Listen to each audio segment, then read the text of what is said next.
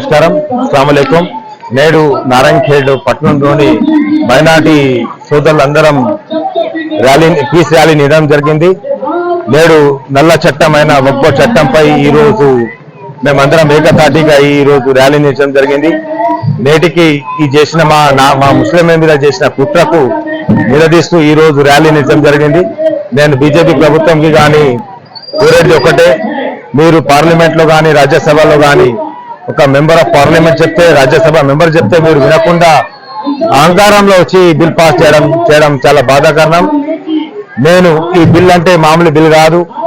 ఈ బాబాసాహెబ్ రాజ్యాంగం రాసిన రాజ్యాంగంలో ఈరోజు సవరణ చేయడం చాలా బాధాకరం అనిపిస్తూ ఈ రోజు ఒక నిరసనగా ఒక పీస్ ర్యాలీ నిర్వహించడం జరిగింది.